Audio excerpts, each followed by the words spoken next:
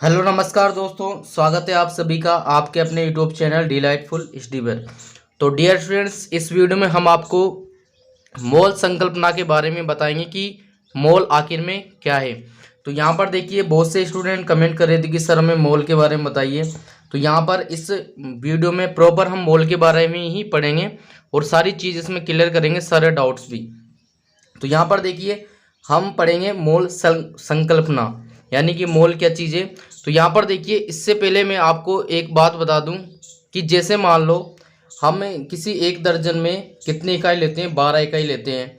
जैसे अगर हमने बोला कि जैसे मान लो हम लाते हैं कि 1 दर्जन केले, इसका मतलब क्या होता है कि उसमें 12 केले आएंगे। या हम बोले कि 1 दर्जन पेन, इसका मतलब क्या होगा कि उसमें 12 पेन आएंगे। और एक और होता है एक ग्रुस में 144 इकाई होती है, यानी कि हम बोले कि एक ग्रुस तो उसमें 144 संख्या आएगी।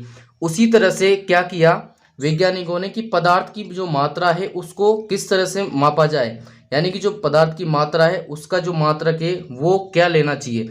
जैसे यहाँ पर लिए 1 दर्जन में 12, तो इस तरह से ही पदार्थ की जो मात्रा है उसकी इकाई को लेने के लिए ही इस मोल शब्द की उत्पत्ति की गई है, यानी कि इस मोल को उत्पन्न किया गया है।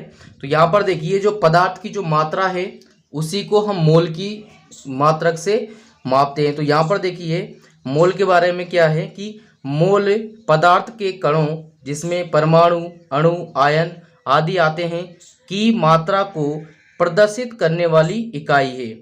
क्या है, दोबारा हम देखेंगे कि मोल पदार्थ के कणों, परमाणु, अणु, आयन की मात्रा को प्रदर्शित करने वाली इकाई है। यानी कि मोल की सहायता से जो है पदार्थ के कणों की मात्रा को प्रदर्शित किया जाता है।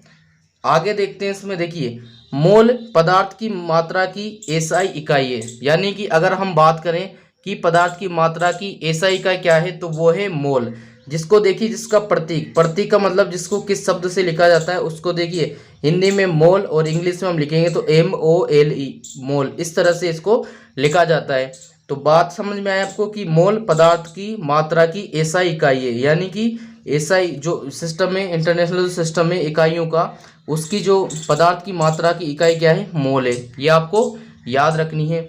यहाँ पर देखिए, मैं आपको नोट्स से समझा रहा हूँ तो बहुत अच्छे से समझ में आएगा। इन नोट्स को आप जो है आपकी कॉपी में जो है नोट्स कर लेना।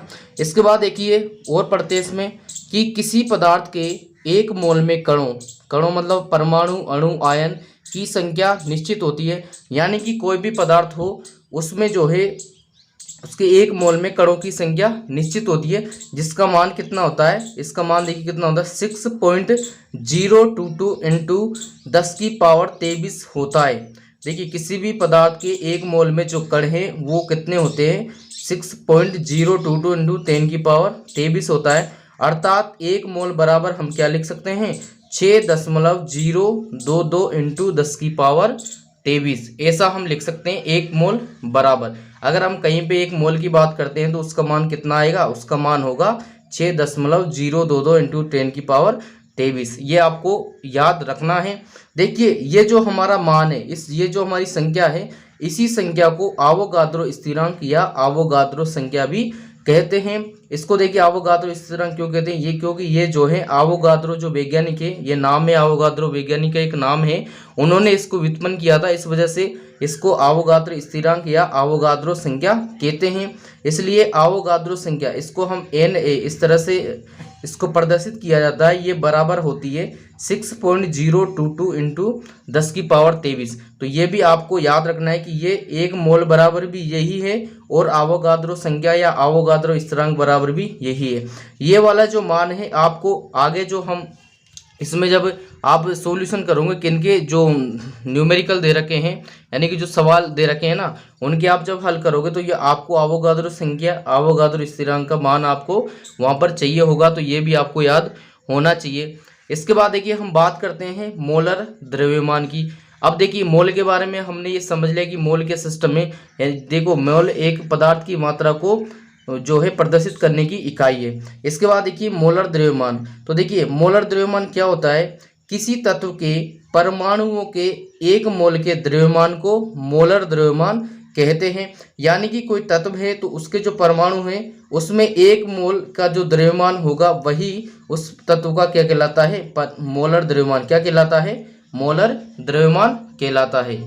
देखिए इसको और थोड़ा सा हम समझते हैं कि किसी अणु के ग्राम अणु द्रव्यमान अथवा मोलर द्रव्यमान को प्राप्त करने के लिए, यानी कि कोई अणु है उसका मोलर द्रव्यमान हम कैसे प्राप्त करेंगे, तो उसके लिए हम क्या करेंगे, जो अणु दे रखा है उसका जो संख्यात्मक मान है जो उसके अणु द्रव्यमान के बराबर होता है को वही रखते हैं, परंतु इकाई को U से G में परिवर्तित करना होता है। यहाँ पर देखिए कोई अणु है तो उसका मोलर द्रव्यमान कैसे ज्ञात करेंगे, उसका जो अणु द्रव्यमान होगा उसको किससे लिखते हैं, अणु द्रव्यमान को U से। तो उस द्रव्यमान को ऐसा कैसे रखते हैं, लेकिन इस U की जगह पर हम क्या चेंज कर देते हैं, G, यानी कि ग्राम लिख देते हैं, G मतलब ग्राम, तो वही उसका क्या होगा, मोलर द्रव्यमान। इसको देखिए एक उदाहरण से हम समझते हैं और अच्छे से आपको समझ में आएगा। जैसे मान लो हमारा जो जल है H2 है, इसका अणु द्रव्यमान 18 U होता है। कितना होता है, देखिए अणु द्रव्यमान को इस U की इकाई है किसकी, अणु द्रव्यमान की इकाई U होती है, U, स्मॉल u। तो यहाँ पर देखिए जल, इसका जो अणु द्रव्यमान है वो 18 U होता है। अब यहाँ से देखिए हमें यह प्राप्त होता है कि 18 U जल में जल का केवल 1 अणु होता है, तो 18 ग्राम जल में जल के 1 मोल अणु होते हैं। यानी कि यहाँ पर देखिए ये 18 U था, ये क्या है, अणु द्रव्यमान है, तो इसका 18 G यानी कि 18 ग्राम ये क्या हो जाएगा, इसका मोलर द्रव्यमान हो जाएगा, अर्थात उसमें 6.022 इंटू 10⁻23 जल के अणु होते हैं। इसके बाद और देखिए, अगर आपको मोल के बारे में और जानकारी प्राप्त करनी है कि मोल जो शब्द है वो कहाँ से उत्पन्न हुआ या किस वैज्ञानिक ने इसको यूज किया और इसका जो प्रयोग है वो कब से होने लगा, तो वो भी मैं आपको बता देता हूँ। देखिए सन 1896 में विल्हेल्म ओस्टवाल्ड, ये देखिए वैज्ञानिक का नाम है विल्हेल्म ओस्टवाल्ड ने मोल शब्द प्रस्तावित किया था। यह एक लैटिन शब्द है, लैटिन देखिए एक भाषा है, इसका शब्द है कौन सा, मोल्स से व्युत्पन्न होता है। यानी कि ये जो शब्द है कोल मोल, इस ये एक लैटिन शब्द है मोल्स, इससे लिया गया है, जिसका अर्थ क्या होता है, ढेर होता है। क्या होता है, ढेर होता है। यानी कि ये जो मोल है इसका अगर हम हिंदी अर्थ देखें तो इसका अर्थ होता है ढेर। ढेर यानी एक जगह इकट्ठा होता है ना, वो वाला ढेर। और इसके बाद देखिए सन 1967 में मोल को इकाई के रूप में स्वीकार कर लिया गया था। यानी कि इसको एसआई जो है पदार्थ की मात्रा की एसआई मात्रा इसको कब स्वीकार किया गया, 1967 में। तो ये था अपना मोल की जो प्रस्तावना थी वो हमने यहाँ पर देखा, मोल की संकल्पना भी हमने देखी है। और इसके बाद भी देखो, अगर आपका कोई डाउट रहता है मोल से संबंधित तो वो आप हमें कमेंट बॉक्स में कमेंट करें, हम उसका रिप्लाई जरूर करेंगे।